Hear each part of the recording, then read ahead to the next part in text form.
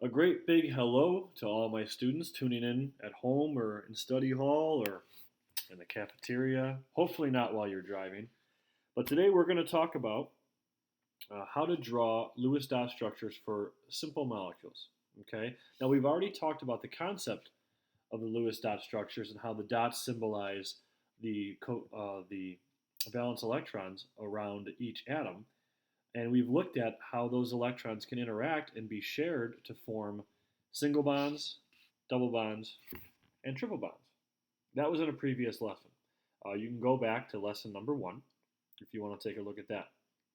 But now what we're going to do is we're going to take some molecules that are a little more complex than just F2. If you look at F2, there's only 2 atoms involved there. Obviously, they're just going to be bonded to each other in a straight line. Oxygen, O2 as well. We're going to look at some more complex ones, all right? And by complex, meaning made of more than 2 atoms. Most of the time, we can approach these structures from a sheer logic standpoint, which is the way we're going to do this first drawing here on page 1. We're going to approach it from a logic standpoint. On page 2, you can see that we will do it from a more mathematical approach, but we'll cross that bridge when we get to it. First thing, from a logical standpoint, you can see step 1 here says we're going to start with P. We're trying to draw the structure for phosphorus tribromide, PBr3. Now, if you think about it logically, if you look at the formula, there's 1 phosphorus and there's 3 bromines. So if you think back to when you were a small child and you played with Legos, or maybe you still play with Legos, if you're going to build a structure, a larger structure, are you going to start with the single Lego in the middle or that green piece that forms all the possible or many possible connections? Most logical thing would be to put the one that forms the most connections in the middle. Now, if you remember, we look at phosphorus and look at bromine. Right here, we have phosphorus and we have bromine. These 2 elements right here. From our previous unit, you can see that phosphorus is further to the left than bromine. If you look, bromine only has to gain 1 more electron. It only needs to add 1 electron to be stable, right? But phosphorus needs to add 1, 2, 3 electrons. It has to add 3 electrons to be stable. So which one of these 2 atoms is going to form the most bonds? Well, it's the one that needs the most electrons. Bromine obviously would only form 1 bond. Phosphorus, though, could form up to 3 bonds. So just like when you're building Legos, you'd put the one that's the neediest or one that can form the most bonds in the middle. And this says right here, P forms the more bonds than bromine. So we're going to put that in the middle. So all I'm doing here is I'm writing a P. That's it. Now, we're going to take this step by step and we're going to redraw it as we go. You won't be doing that when you practice this in class, but for the notes, we're going to do it step by step. Okay? So now it says arrange the 3 bromine atoms. So obviously, bromine is going to attach to the phosphorus somehow. But we got to think, what's the most logical arrangement? Well, let's put our phosphorus in the middle. And now we're going to arrange the 3 bromines. And it says here, there are 3 unpaired electrons on phosphorus. And we can draw our electrons. Sorry, I got ahead of myself a little bit. On the phosphorus, right, we know that phosphorus has its 5 electrons. And again, how do we know that? Because we learned that you can count 1, 2, 3, 4, 5. Okay, so phosphorus was 5 electrons over. Phosphorus was 5 electrons over. If you look again, 1, 2, 3, 4, 5. It has 5 valence electrons in its outer shell. So we're going to show those electrons by putting them around the phosphorus. All right, now if we duplicate our phosphorus here in our second step, which is what it asks us to do, you notice, okay, there are 3 places here where the phosphorus doesn't have paired up electrons. We talked the other day about having a pair of electrons makes the electrons happy or stable, okay, in that orbital. So there are three places where phosphorus is unhappy. So what makes sense then is that we would put the three bromines near those three spots where phosphorus is not yet happy. Just like that. Now we need to put our electrons on the bromines, our valence electrons on the bromines. And if we look back to our periodic table, trusty periodic table, which you should have a copy of, and it should be out right now. If you look, here's bromine, okay? Bromine is only one from the end. So we talked about how he has 7 valence electrons because we need to get 8 to be stable. So we're going to put those 7 electrons on the bromines. Let's just do it. 1, 2, 3, 4, 5, 6, 7. Now if you notice, I didn't put another one here because it's obvious, right, that this spot right here is probably going to bond with the phosphorus. These 2 electrons are probably going to bond. Okay, so we leave that open. Do the same thing here. Bromine, bromine, give it its 7 valence electrons, and give this bromine its 7 valence electrons. Now if you look, right, if you look, we have a situation here where these 2 things can bond, these 2 electrons can bond, those 2 and those 2 can bond. So that's what we're going to do down here in this next step. It says bond each exterior atom to the central atom. All right, so we can do that. I'm going to do a little shortcut here. Like I said before, okay, we're redrawing everything in the notes step by step. However, when you actually do this,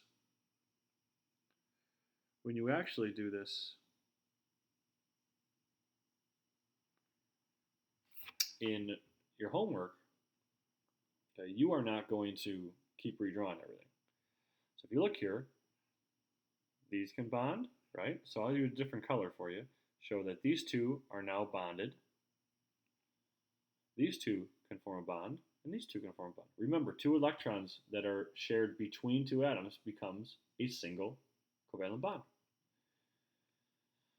Okay, and then the last step, it says to make sure you have full octets. If there are any unpaired electrons, try a double or triple bond. So if we have anything unpaired, we're going to go ahead and do a multiple bond with it. Okay, but if you look at this, if you look at the phosphorus, okay, the phosphorus has 2 electrons there, 2 electrons there, 2 there, and 2 there. Well, if I count that up, that looks like that's 8 electrons around the phosphorus. And we said the octet rule, 8 is happy. Look at the bromine, 2 there, 2 there, 2 there, 2 in that bond, which gives it 8 electrons around itself. So it too is happy. And if you look, all the bromines have 8 electrons around them, if you count the bond. So in this case, everything's good. So we don't need to do anything else. Okay? So that's the logic standpoint. Now it's not my favorite way to do it. My favorite way to do it is actually to use the mathematical approach. And I'd actually encourage you to do the mathematical approach more often than not, because it'll work with some more complex molecules or molecules that don't necessarily follow logic all the time. Sometimes we have some exceptions to the rules. So we'll approach this now from a mathematical standpoint. We're going to look at this molecule right here, Si, I2O. So that's silicon, iodine, 2 iodines actually, and 1 oxygen. All right, so it says, put the least electronegative element in the middle. Now we know the least electronegative element. We know what this is. We've already learned electronegativity. Okay, we learned in a previous unit that the further left you are on the periodic table, you're less electronegative, and the further down you are on the periodic table, the less electronegative you are. All right, and on your periodic table, you have these electronegativity values already stipulated for you. Okay, so we see silicon's got a 1.8, Iodine's got a 2.5, and O's got a 3.5. Well, of those three, which one's the least electronegative? No doubt, silicon. And he's also the furthest left, if you see that. Okay, and if you think about logically too, he's always going to form the most bonds. He needs to gain 4 electrons to get to the end to be stable. So we're going to put silicon in the middle. So we can do that. Silicon in the middle. Okay, and it says arrange the other atoms symmetrically around it. Okay, symmetrically means the most symmetrical or balanced arrangement. So if you look at this, right, there are 2 I's. There are 2 iodines, and there's 1 oxygen. So that's a total of 3 atoms. Well, 3 things around a central atom, or 3 things around a central piece, would be almost like a peace sign, right? You'd have maybe oxygen over here, and then along like a peace sign look like that, you would have the other atoms. You'd have iodine and iodine. And they would form between them, they would form a type of peace sign. Okay? Now, I'm not concerned with you having perfect geometry. I'm just kind of concerned that this balance is possible. All right, so there you go. It says, count the total number of valence electrons present in the molecule, the entire molecule. If it's an ion, add or subtract electrons as necessary. We talked about that. If it's negative, you add electrons. If it's positive, you subtract them. Okay, but we need to count them up. We can do that. All right, so let's look at this. We have Si, I2O. Taking a look at Si, right, silicon,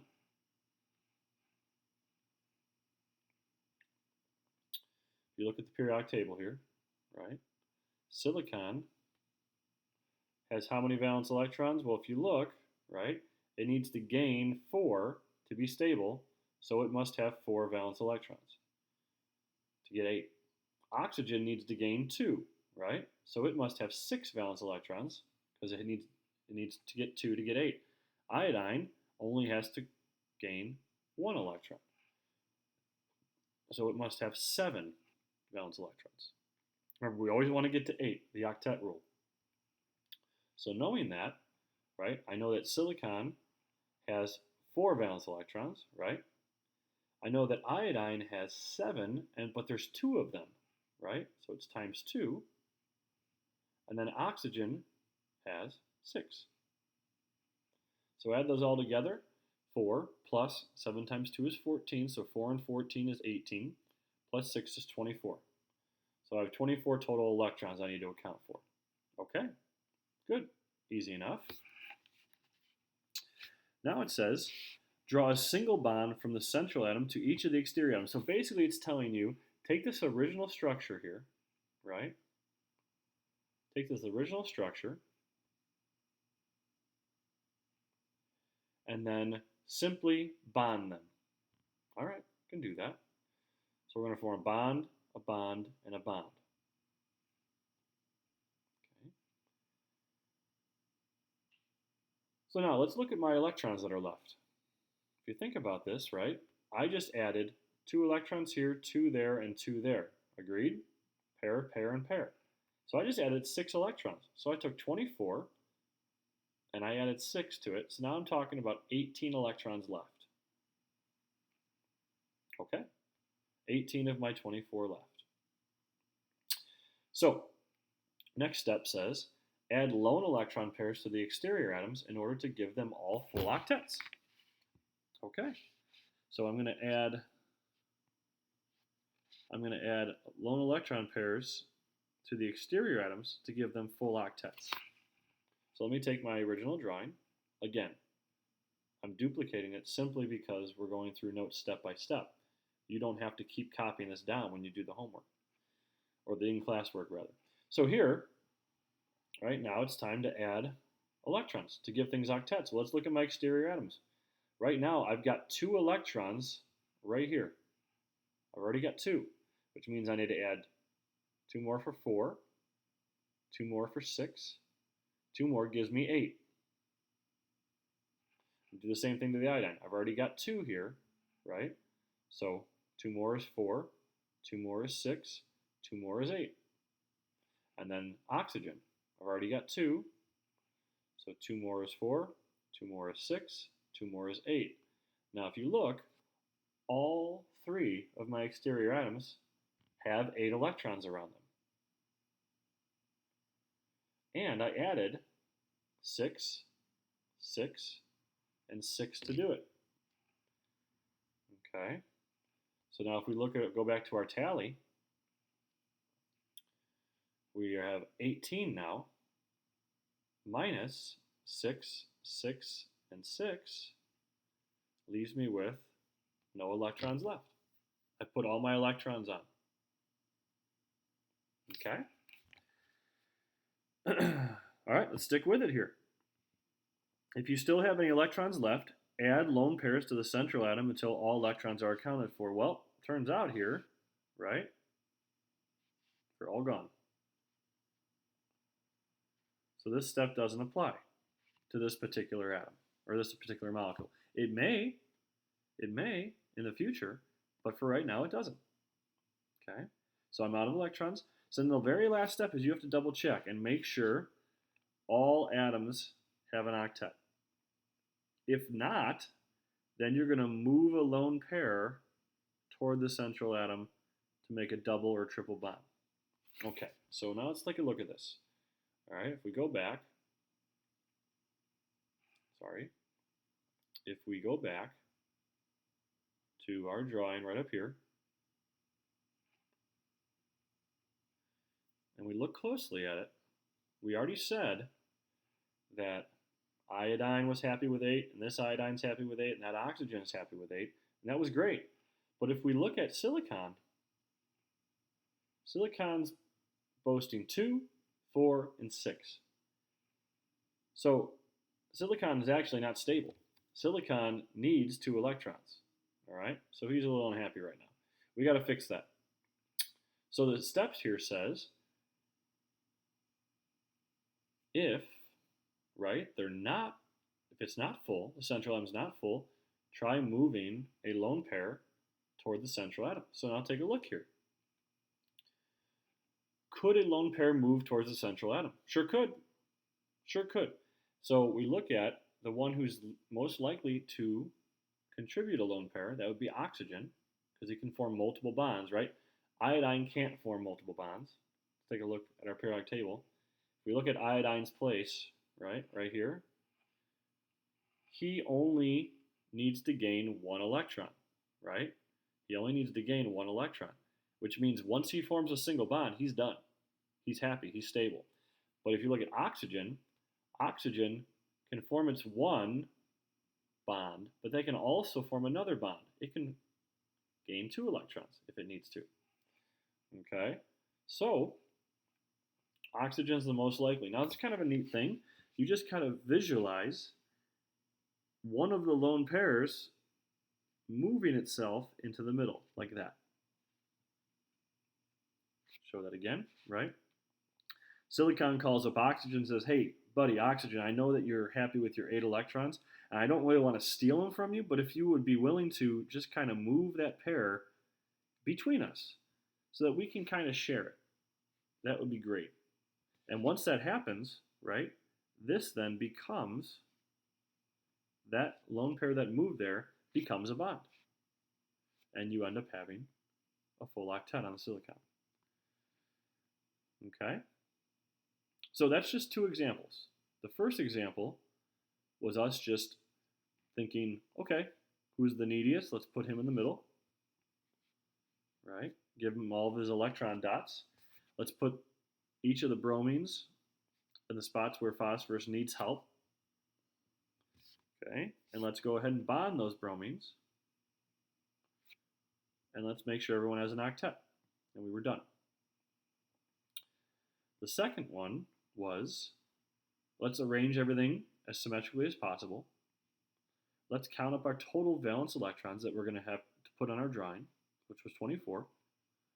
Let's go ahead and form at least single bonds between all the atoms, because we know they're going to bond. And then we subtract off whatever that was, which was 6 electrons in this case. Now we have 18 left. And now let's go ahead and put valence electrons around all of my exterior atoms so that they're stable, and let's subtract off however many we just added, and let's see if we have anything left. If we do have stuff left, electrons left, we're going to have to put them on the central atom. But in this example, we didn't. And then the very last step was to check and make sure that everyone's happy. And in the original drawing, right, we knew that even though oxygen was happy, silicon wasn't. So we went ahead and we moved that pair of electrons right there, and we formed a double bond. Okay. So that is your crash course on drawing Lewis structures. I'm going to upload a separate video now of me going through a handful of these practice problems, because some of them we're going to do in class, but a couple of them I'm going to do on the next video that'll be posted, so that you can kind of break this up. Okay, so that was your first video on simply drawing Lewis dot structures. Okay, tune in for the other video I'm going to post here, which will go through how to actually do some of the examples. Okay, all right, I'll see you later.